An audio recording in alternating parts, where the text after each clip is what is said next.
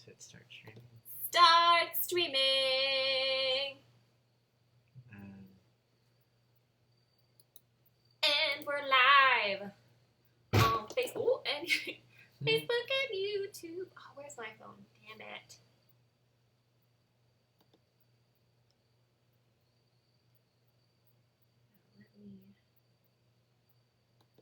Stinsons. We are now live.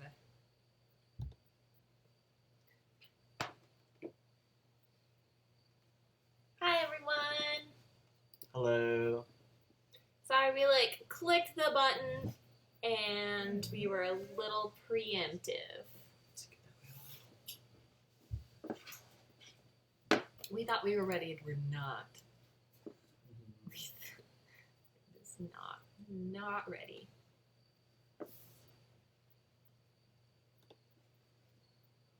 Let me see. Go here. We're gonna do this. We gotta go to, because we are currently live now on Facebook and on the YouTube. But we're gonna share the link to our Facebook page. So who knows where we're gonna be signed into.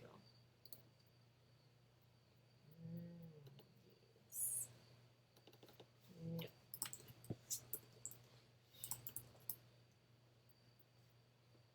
It's like every single live stream always has this, like the first couple minutes are always this awkward silence of them setting up everything, and I never understood until we actually started doing live streams ourselves. So if you're watching from Facebook or YouTube, hello. Welcome to the party. Let's see. Can I please? Hi, Jessica. Hi, Jessica. Oh my God, someone's actually watching. Why is it not showing up on our channel? YouTube.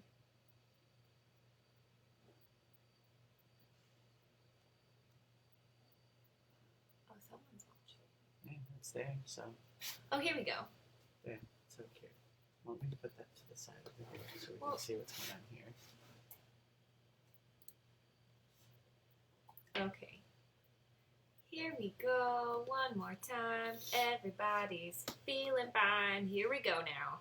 Anyways, while Emily's putting that together, today we wanted to talk about just cast member stuff.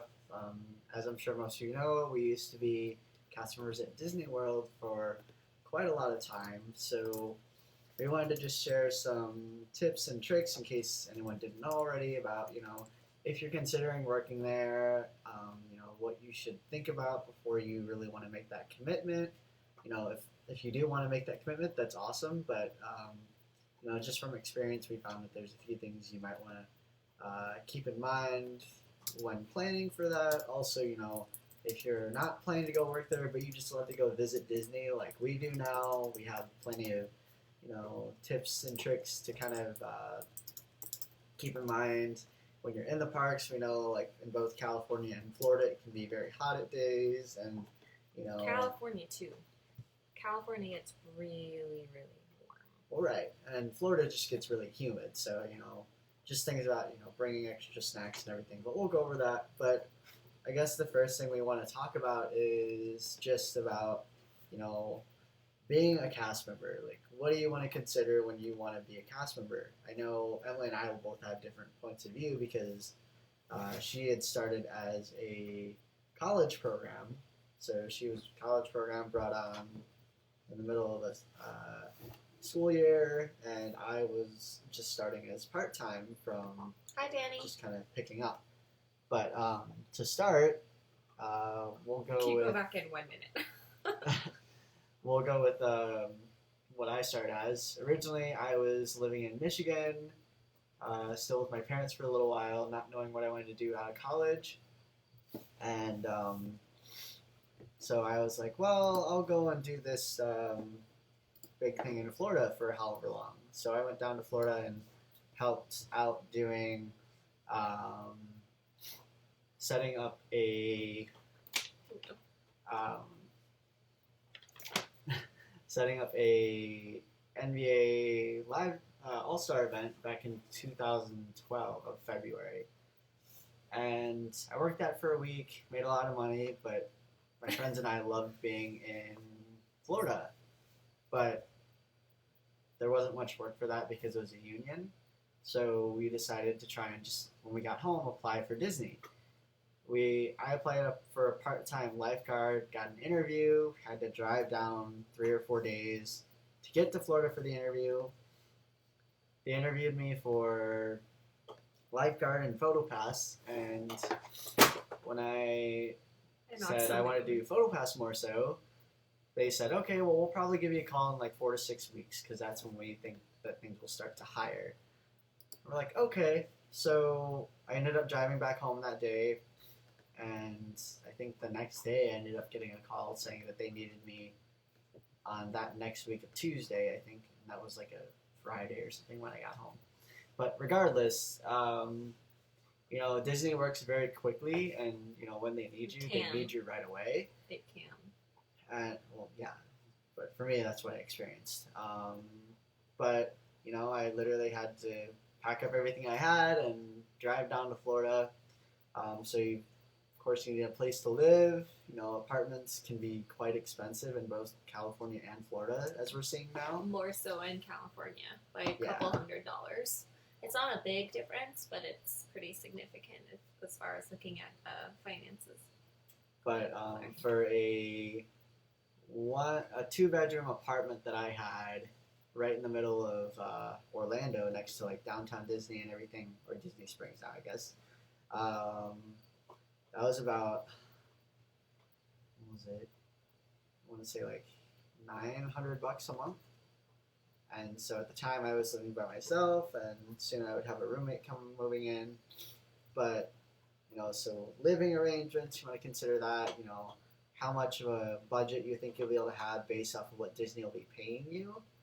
And then also be sure to kind of keep track of what kind of hours you'll be getting with Disney. I know with part-time and with seasonal, it's really up in the air, and you can only do so much. Like, you can call in and ask for shifts and say, is anyone needing help, or just kind of show up on your days off. But there's a limit to that because sometimes, they may be overstaffed and they're trying to get rid of people. So a lot of times, more often than not for me, and Emily's may be different, with part-time, I had probably 3 to 4 days a week that I wasn't working, and where I couldn't work because they just didn't have any work for me since I was like the low end of the status poll.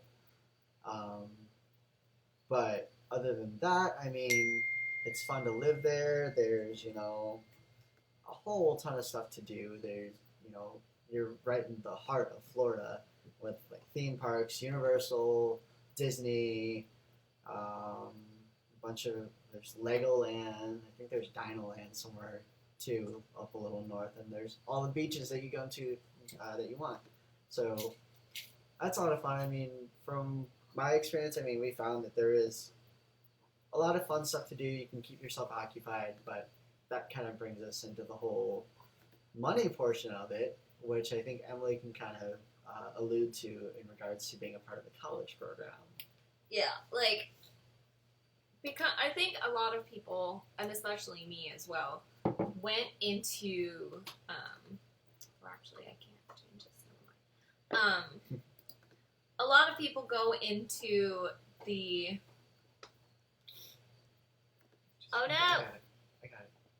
No, I think I messed up something on our pulled iron. I think I messed up something on the Facebook stream. It's still coming.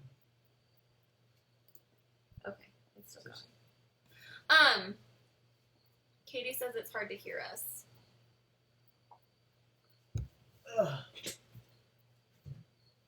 Hold on, we will fix this. Close the door. Close the door. Okay. So I think like the big thing that we want to talk about today is that a lot of people go into, especially like the Disney College program. Here we go. The Disney College program and go into even just becoming a regular Disney cast member without really thinking about it first and really understanding what it really is like to work at Disney. And I mean, yes, it is absolutely amazing and wonderful and such an incredible experience. However, it also is really, really difficult and really, I mean, there's a lot of stuff that goes into it and going into living there and working there that you don't necessarily think about. And one of the big things that that I would say goes into it is finances. But I wrote down this whole list of stuff when I was at work the other day. So I think this would be kind of like a good timeline for us to go through everything. And we'll start kind of at the beginning of, you know, the application process and how it works.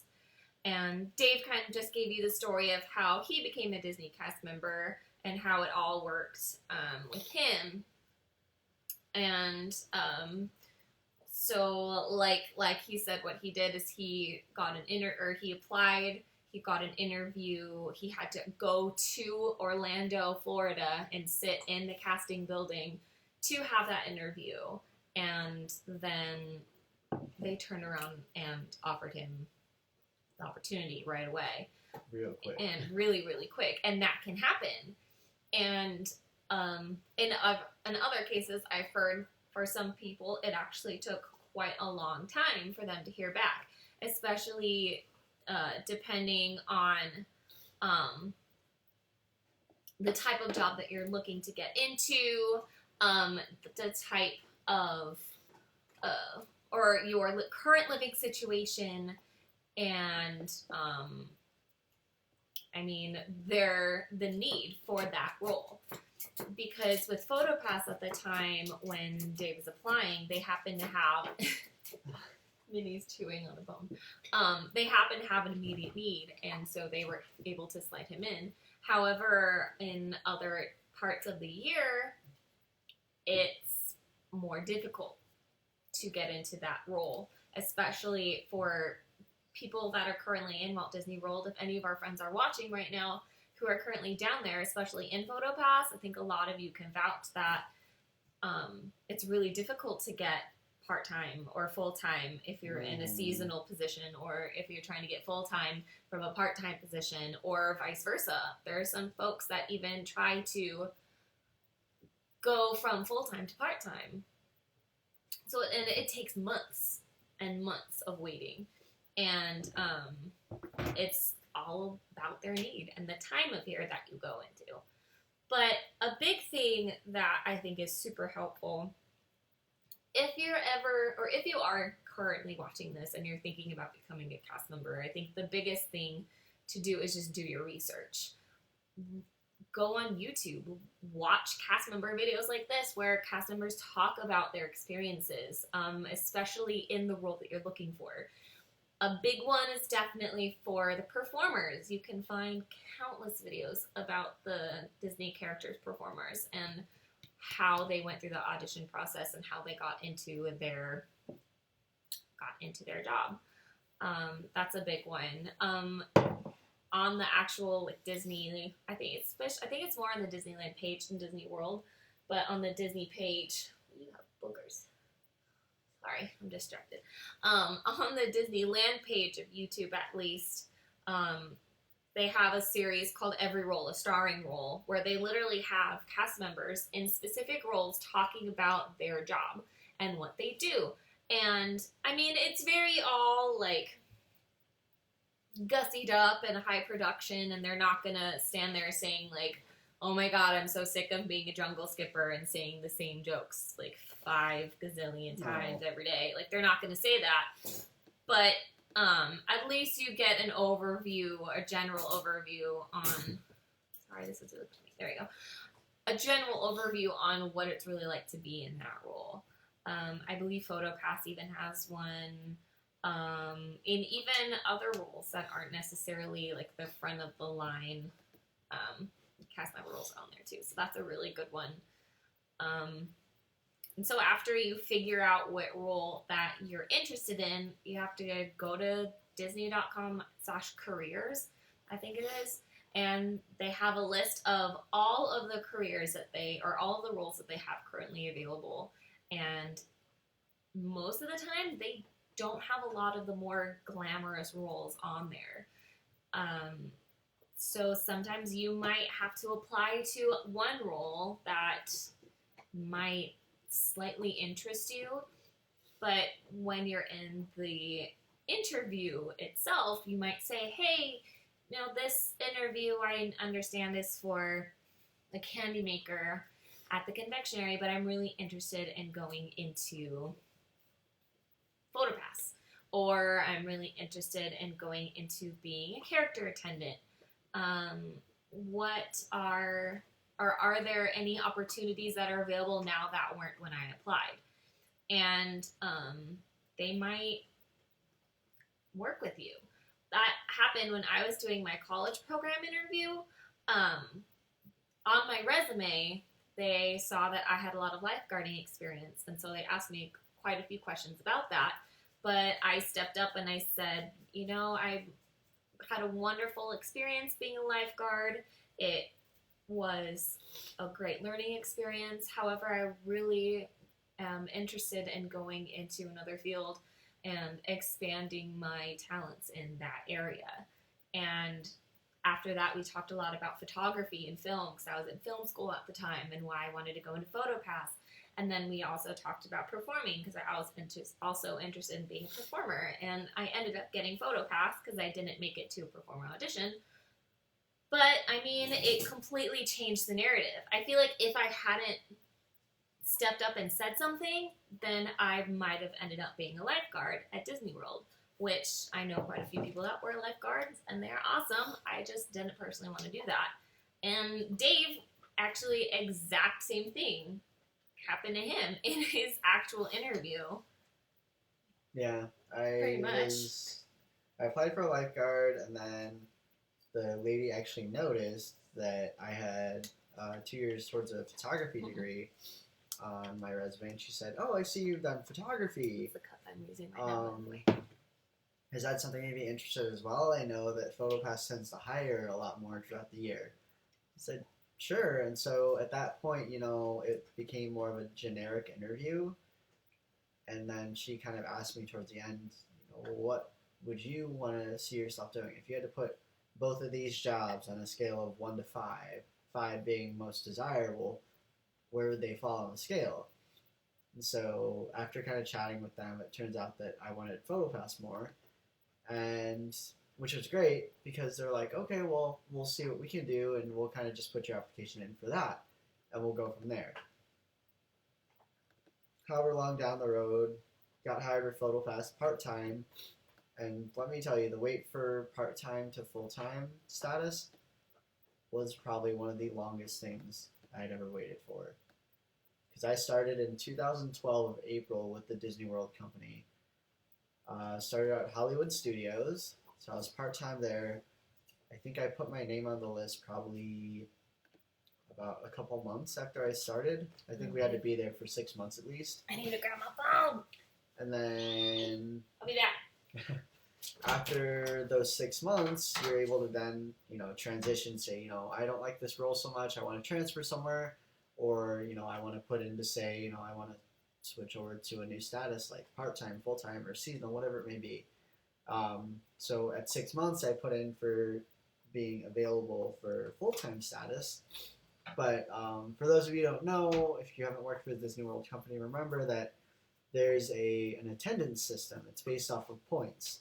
Within every, I want to say 6 months, I can't remember exactly, but you have to fall within transfer guidelines, which means you can't have had more than 4.5 points.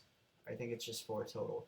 4 points total and 1 reprimand, which can be warranted by, however many no-call, no-shows into work, or, maybe you got in trouble at work, or you got a discussion about something, whatever it may be, you couldn't exceed 4 points and 1 reprimand.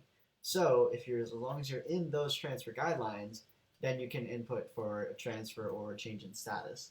So when I put in for that status, I waited, that was 2012, and then I think there was one point where I kind of fell off the bar with the transfer guidelines.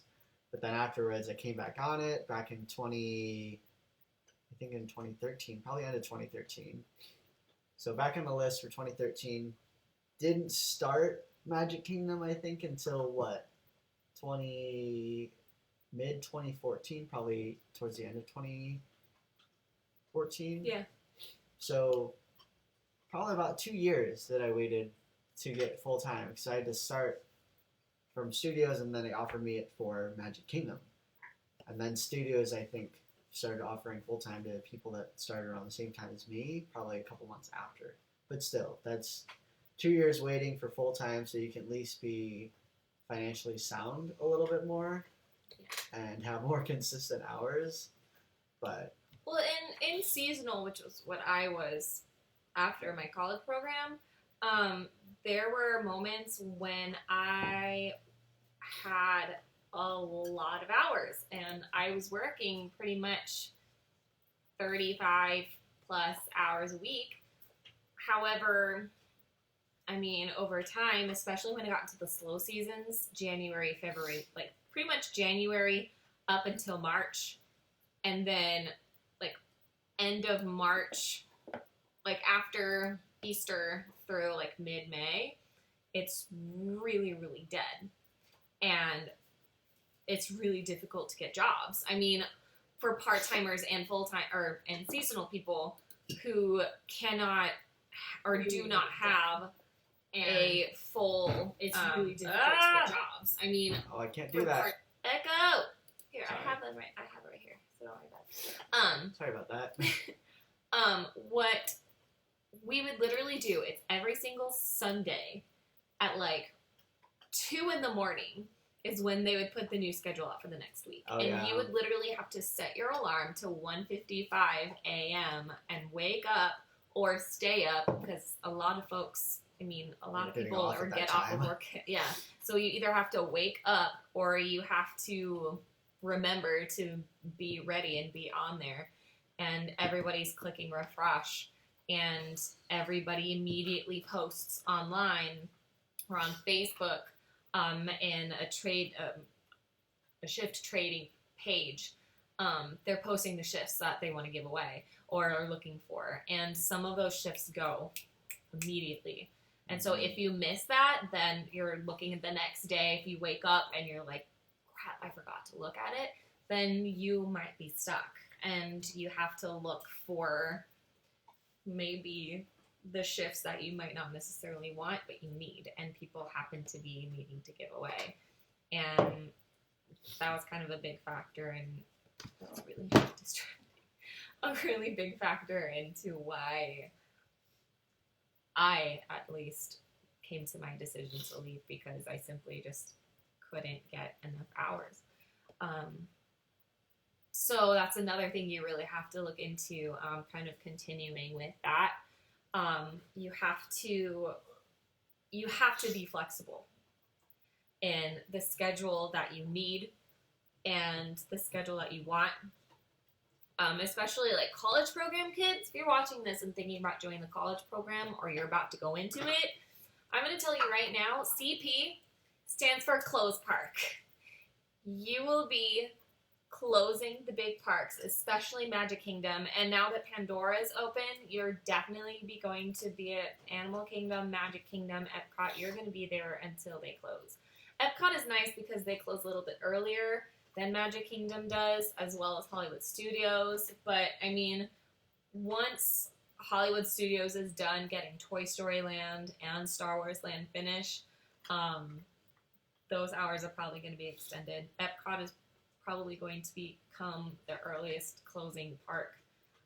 So if that's a big deal for you, if you need to be home by 10 o'clock or before midnight, then you might say that you can only apply for any roles available for Epcot, or if you need someone that you can only work mornings, then you might have to wait a little bit of a longer period of time in order to be hired, because it's easier to get hired the more flexible you are with your time. If you have full open availability, then they're going to want you more than someone that can only work certain times of day. An opening might come up.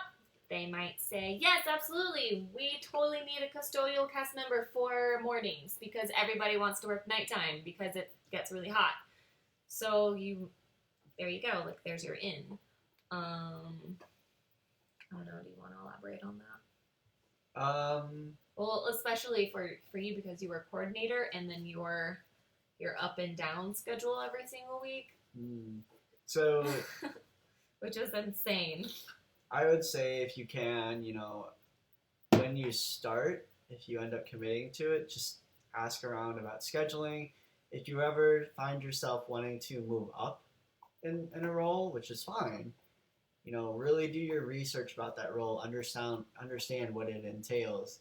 I did, as she said, I did PhotoPass coordinator with quite a few of our friends at Disney, and we all loved it. It was a great job, but the scheduling aspect of it was very harsh in a way, just because being a coordinator, a requirement was for you to be proficient in all times of day as far as the operation goes.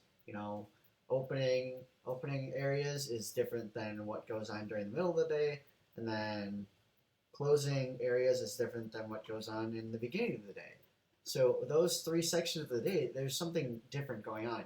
Beginning is you're just opening up all the sections. In the middle of the day, you have, all of your parades, show times, anything like that happening. And then end time, you have your nighttime parades, you have fireworks.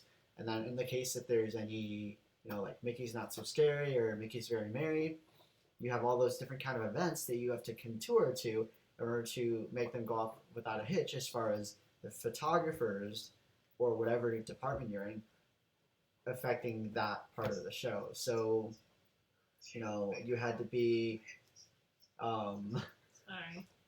you had to be proficient in the morning, middle, and nighttime. So what that does is your schedule has to adhere to that throughout the week, every week.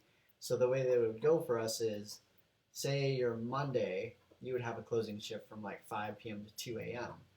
And then the next day, you'd be a little bit earlier, so you'd probably be like a late mid. So you'd have like, I think like a 2 o'clock to a 10 p.m. or 11 p.m.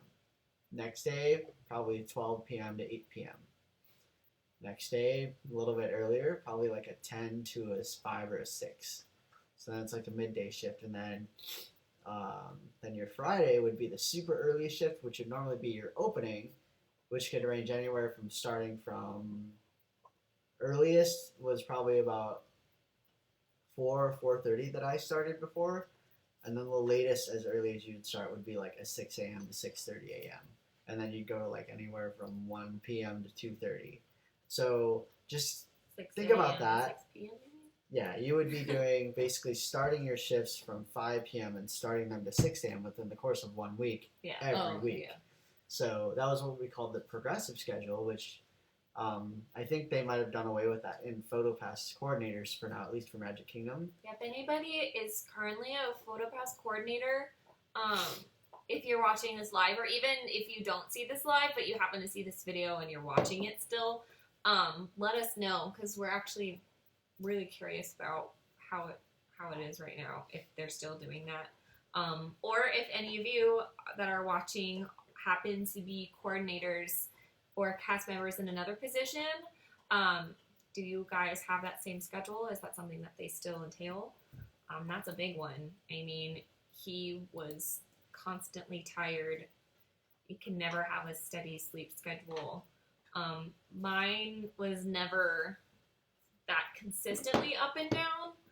I mean, like the same schedule every single week. But there were some days, just because I had to pick up just random shifts everywhere, especially at different parks.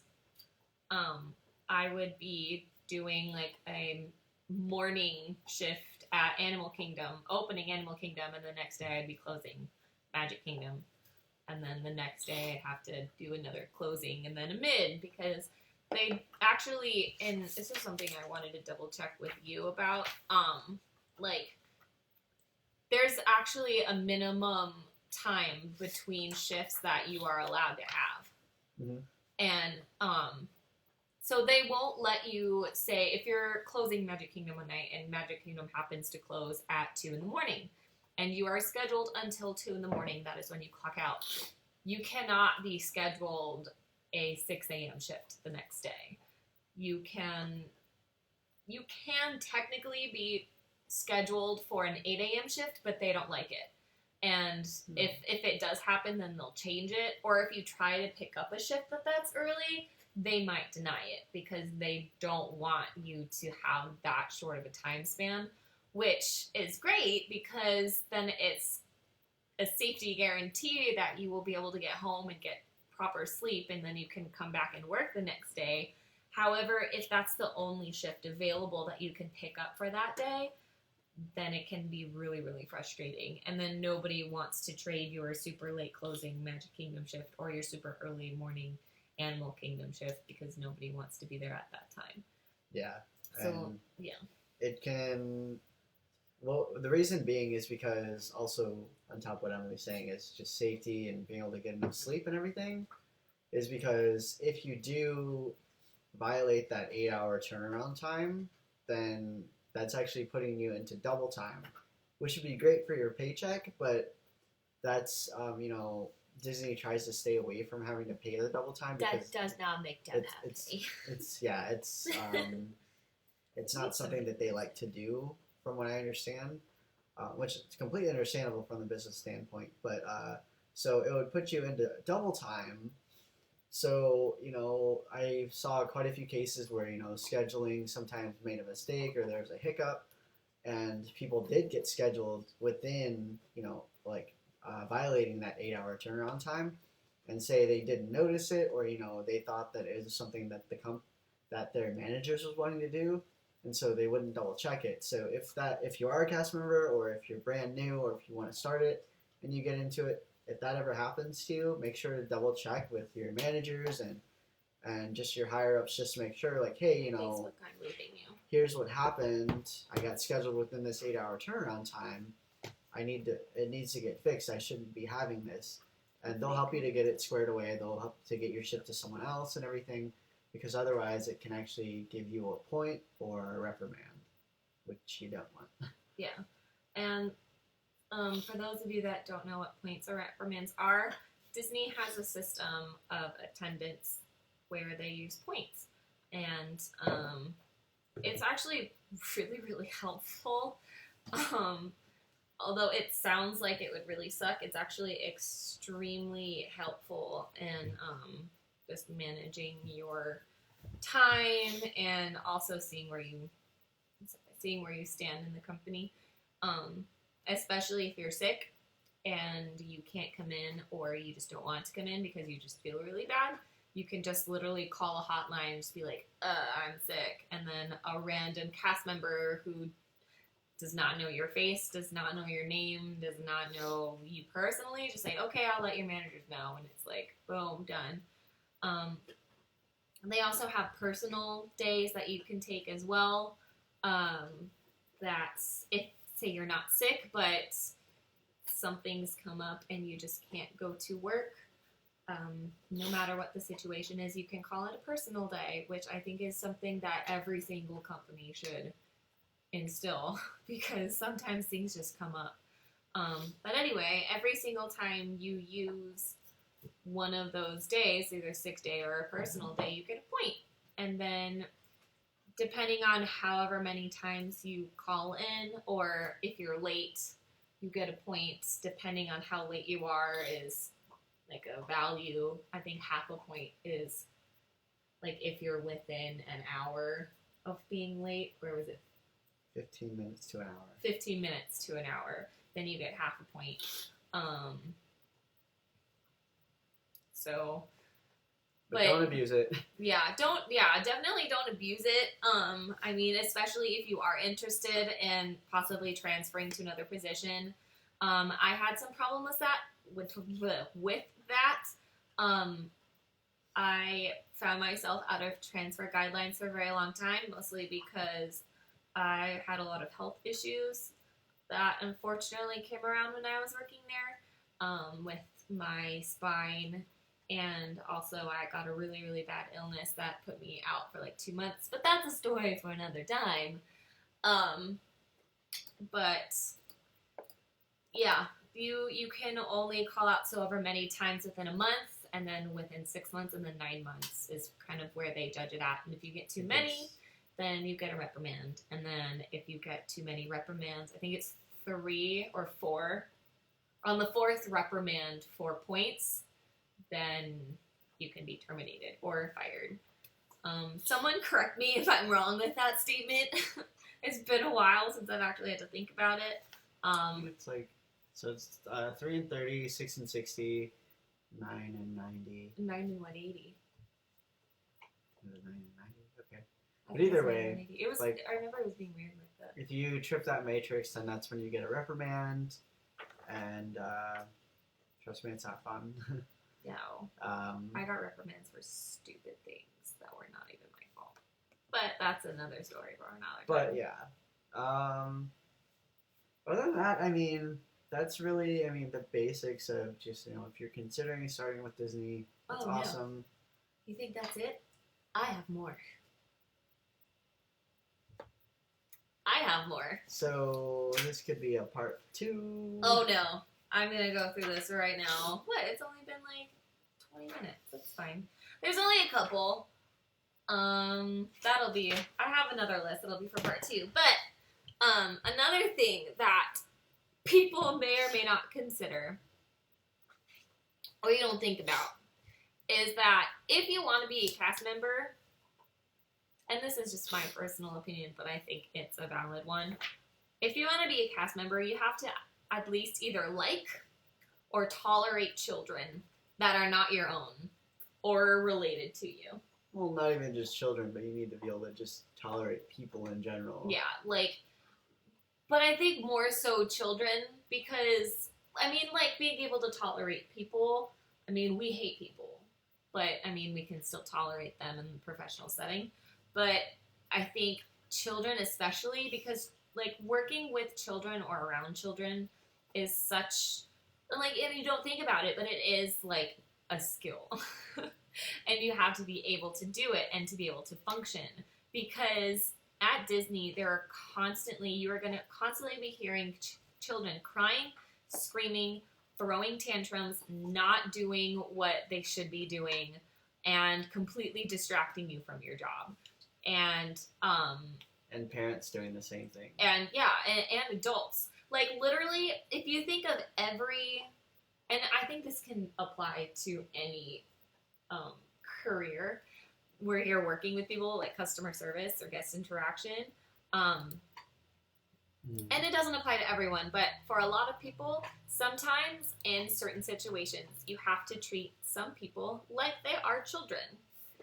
And you have to over-explain things a lot. You have to be very calm. You have to be very simple in your explanations. You have to be concise. And you have to have the mindset of being in your explanations. I'm hearing an echo. And of course you always have to be nice and very positive. And even overly positive, or else they're going to leave the situation thinking negatively. And again, I don't want to say that and sound like oh my god, every single adult or customer you have is a child. No, absolutely not. But I feel like that's something that's helped me in handling certain guest situations, especially if some guests are very irritated or irate. You just be overly nice and overly sympathetic and just very, again, very simple, very concise, and very happy and usually and helpful. And like how you steer children from being in the bad situation, you steer them forward through that situation so that they can come out on the other side being very, happy and positive and learn from that situation and come out of it, not screaming or throwing a tantrum. You know what I mean? So I think that's a really big thing. And that was kind of a really long tangent, but being a cast member, like, I feel like a big skill that is helpful is having that mindset, having that skill. It's hard. I'm like looking at two cameras. Being able to tolerate children and like children and have the skills to be able to work and continue your job while there's crazy children running around, and also sometimes very out there guests running around. You have to be able to focus and continue your job. And so, like, something that I thought of and that I wrote down here in my book is, like, go to a park, sit down at a bench, work on something, either writing something or, like, maybe building a model or, like, do something with your hands that makes you have to focus on what you're doing while there's crazy children and people running around talking, laughing, lots of noise. And if it's something that is okay to you, that you can pretty much, like, it doesn't faze you or you don't mind, then you're going to be fine. If it's something that you're struggling with, if it's hard for you to focus, if you're feeling anxiety because of it, then maybe being a cast member out in the parks might not be the right fit for you, or unless you decide to go out and continue doing that exercise until it doesn't bother you anymore. Kind of like pre-training. Although no pre-training that you can get would ever really prepare you for what it's like to really be out there as a cast member. I mean, maybe unless you've worked at, oh my goodness, if you've worked at other theme parks perhaps, but Disney is just like a complete other level. And like stemming off of that, the last, I think this is now, or kind of the second to last thing that I wanted to talk about, but it might be the last one just because of time, but a little thing called Disney Look. And like I said, no matter any kind of training or anything that you've done before working at Disney, may or may not prepare you for actually being there. And I think Disney Look is a big one. I mean, every single job has a dress code, has parameters that they set, but Disney takes it to an entirely other level, with the costumes that you have to wear, with your appearance, with your hair, with your mustache or lack thereof, or, I mean, like, eyebrows. Like, you have to be all the time pristine and nice looking. Like, guys, you can't grow out your hair unless you leave for several months and then come back and then your hair is long and then it has to be put in a ponytail or, tied back. Guys can't even have a ponytail, I think. I think if it's long, then it can be braided. Or maybe not, like, no long hair for guys. Girls, though, you can have short hair. Like, pixie cuts are okay. There's several girls that have them, but they have to be well-groomed and trimmed. The grow-out phase with the pixie cuts, I think, is one that can be a little like, you have to make it look nice. Or, like, when I had a pixie cut, I used a lot of, like, headbands and clips to, like, clip it back and make it look nice, but you have to look nice. You can't look disheveled. So, like, for guys, showering in the morning, styling your hair. It's something that you're literally going to have to get used to. You can't have a faux hawk. I haven't really, or we haven't really been to the parks too much since the whole, I call it like the 2017 mullet, but where it's the guys, it's the style now where it's long on top and super shaved on the sides. Like, I doubt that that's cool in Disney look. I don't know. Like, if it's nicely, what's it called?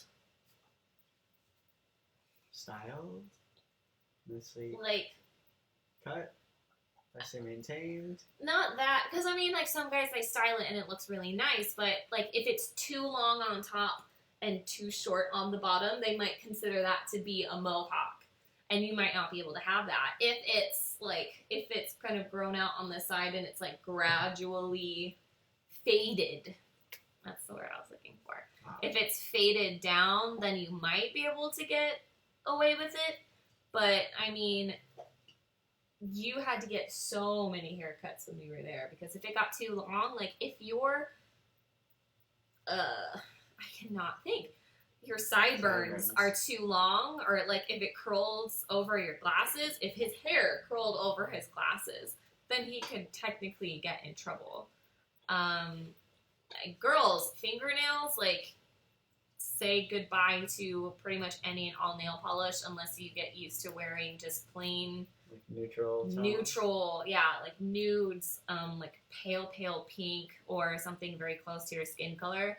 Like right now, I have like this shiny rose gold nail polish that it's super grown out and gross, but it was from, here, I'll show YouTube now, from my brother's wedding, and then I got it again for after Mother's Day. My mom and I went to get our nails done.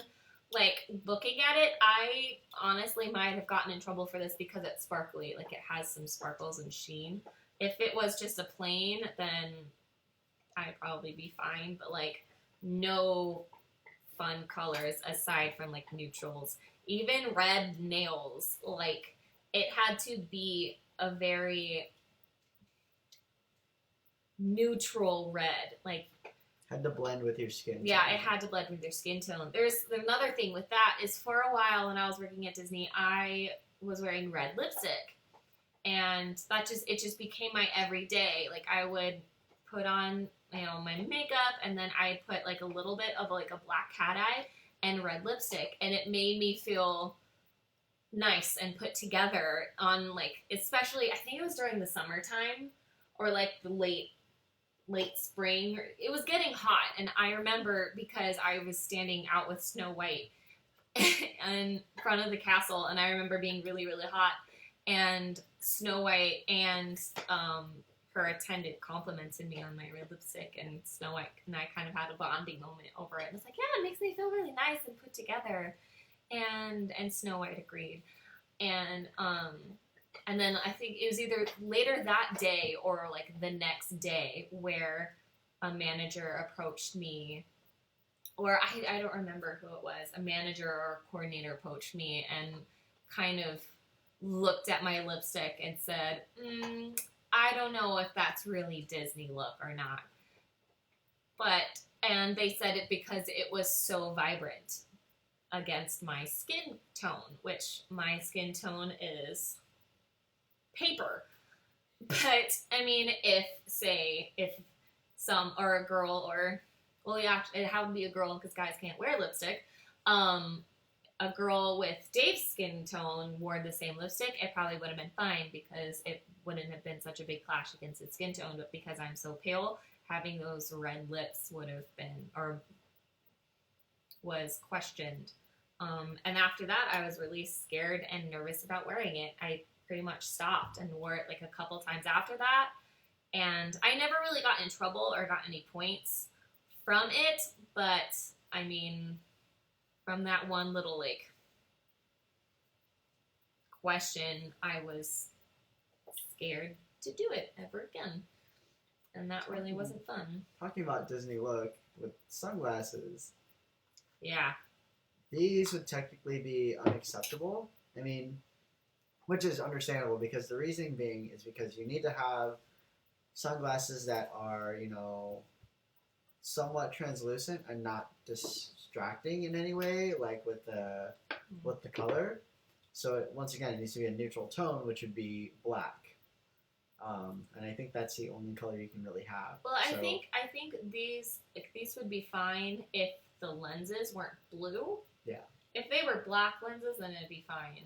And then the lenses can't be completely opaque. They need to be like, you need to be able to somewhat see your eyes, because when a guest comes up to you, the whole Disney mentality is that they can see you and make eye contact with you and feel like, you're not just kind of putting them off. Because if you have these kind of sunglasses on and I'm looking at you, you wouldn't be able to really tell where I'm looking at or where I'm really focusing on. So that was a big thing for me, at least.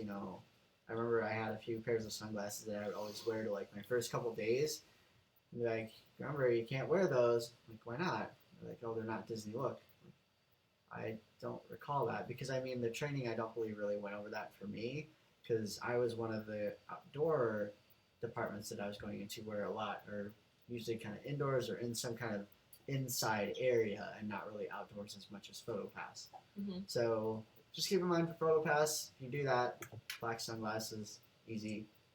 Lenses that you can see through kind of. Or any outdoor role, custodial, quick service, or not quick service, what's it called, Danny? Get off your break. Get on, no, like carts. That'd be quick service. Oh, thank you, Sissy. I know it's super long. That was a while ago. Sorry. I don't know if you're watching still.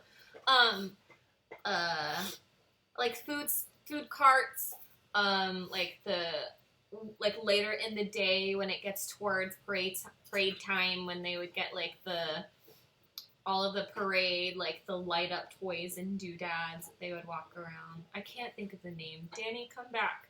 Come finish your tour at the Great Movie Ride and tell me what it's called. Outdoor foods. Yeah. I got it. What else? I mean, attractions. Yeah. Definitely. Another thing, like speaking of glasses, like it's kind of hard to tell because we have a really crappy camera going on right now. And I'll start with Facebook and then I'll go up to YouTube. But my glasses are actually like blue and brown tortoiseshell. And honestly, they probably wouldn't let me wear these because they're because of the blue. If they were clear, maybe. But I kind of got away with the glasses that I had when I was working there because I didn't have these. I had my favorite glasses in the world, my Dior glasses, which sounds so high mucky mucks, like, oh, my Dior glasses. But I got them when I was like 16 or 17 with my mom. I wore them for years. They were perfect. They were pristine until I started working at Starbucks. And one day I don't even remember how it happened, but I was like, and then the arm completely snapped off. And so I have to get a new pair. They're unwearable.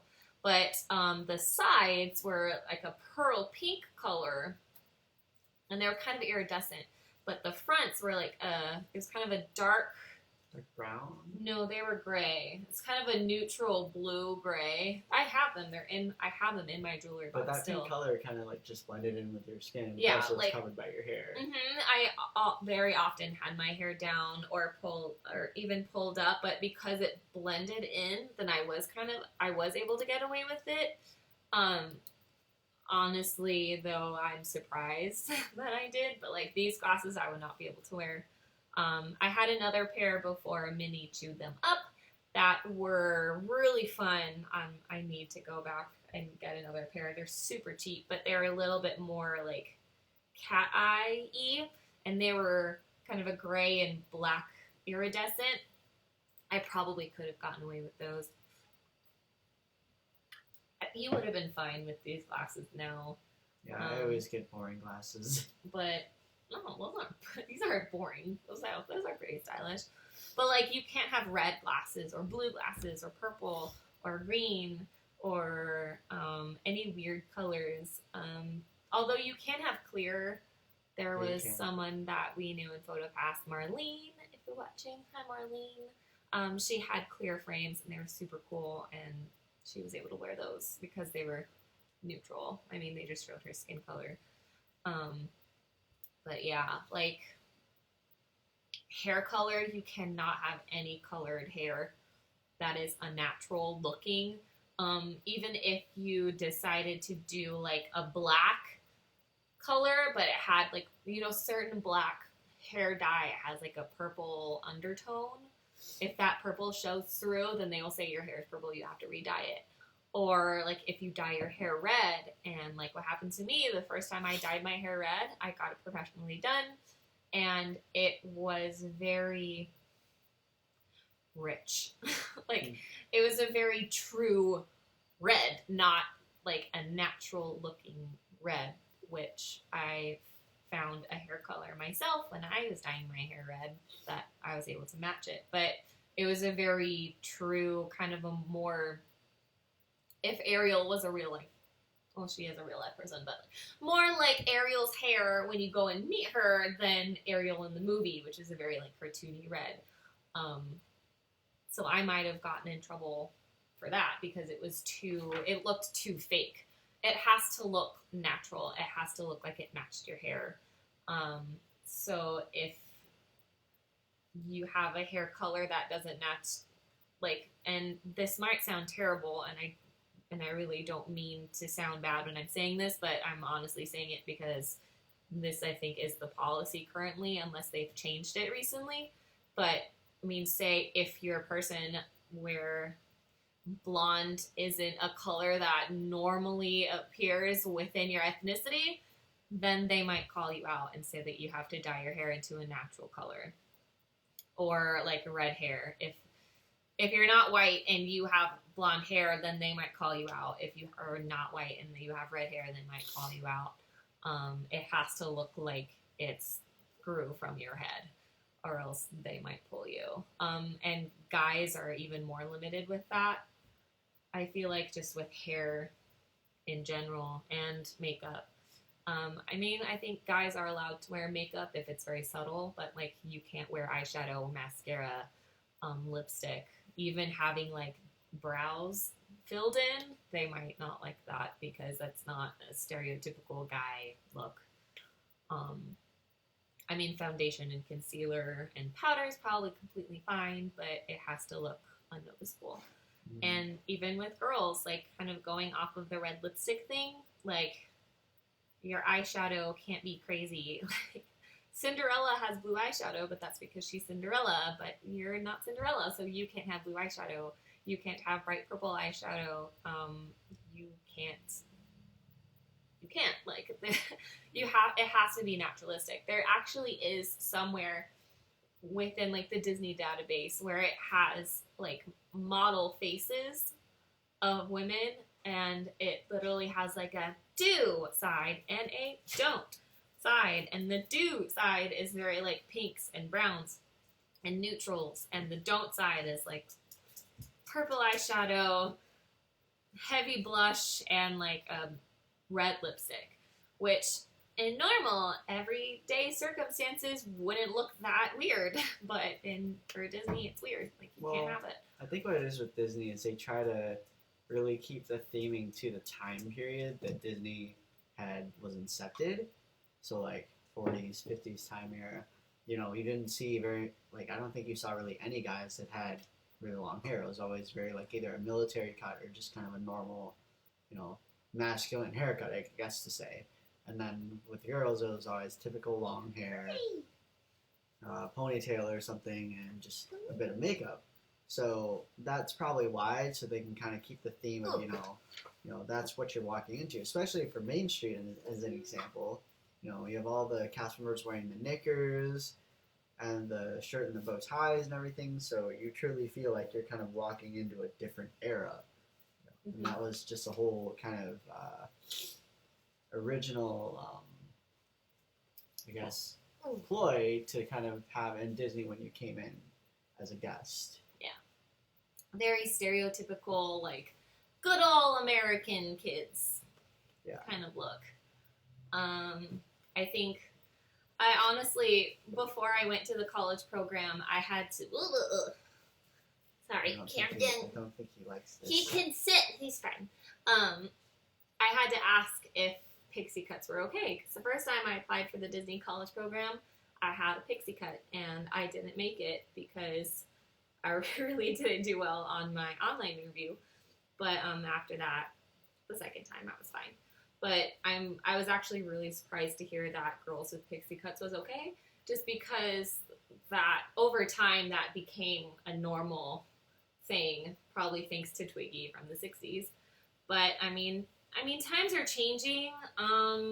We'll see what the future holds. I mean, Disney used to not allow women to not wear stockings underneath their costumes. Like, that literally was something that changed within the past 20 years, which is absolutely insane to think about. Like, stockings had to be worn under everyone's clothing.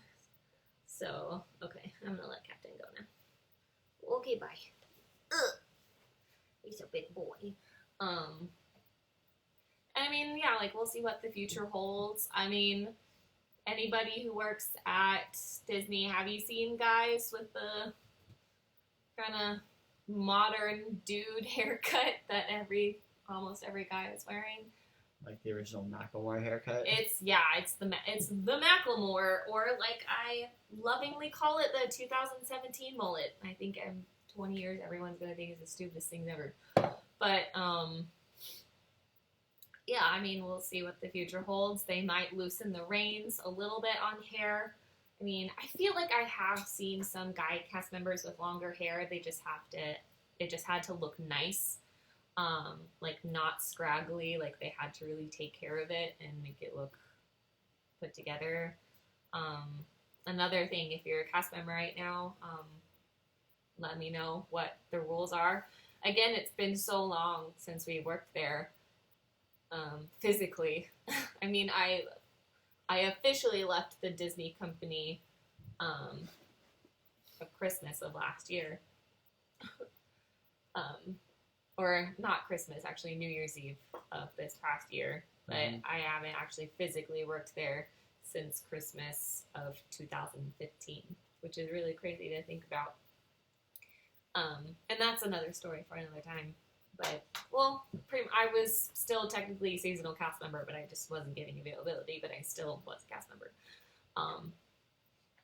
But, I mean, I hope if you are someone who's thinking about becoming a cast member and watching this, please don't take any of this, like, as being super negative or, like,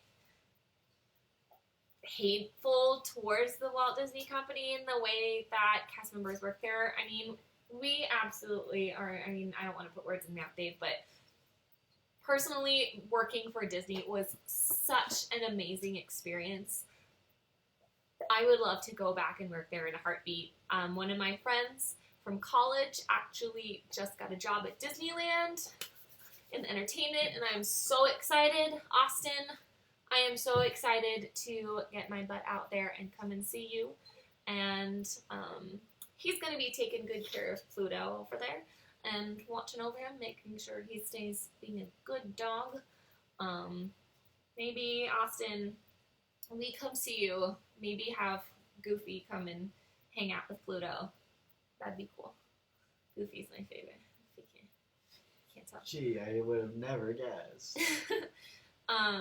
But I mean, yeah, and like, I'm so incredibly excited for you, Austin, for him starting this amazing journey. For all of our friends that are still at Disney, we love them so much, and we are envious of them that they're able to still be there.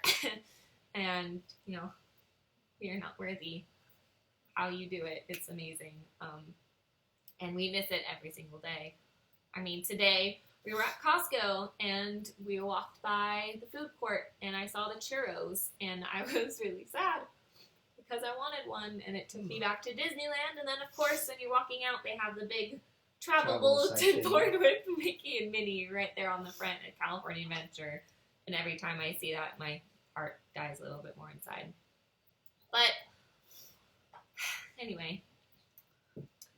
That's all we have for now. Yeah. We'll have more later on, I'm sure. We'll do more of these. If you guys like this, let us know. Or if you want a different subject to be talked about, let us know. We'll kind of contour to what you guys want to see. But I think after this, we might film something and actually officially put it on our YouTube channel.